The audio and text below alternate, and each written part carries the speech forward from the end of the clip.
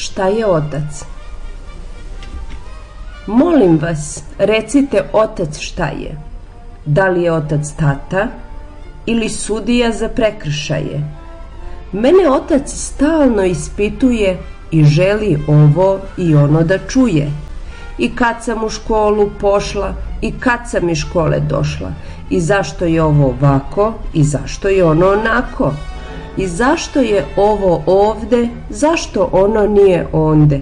I kako sam smela ovo i kako sam smela ono. I znam li ja da sam već velika.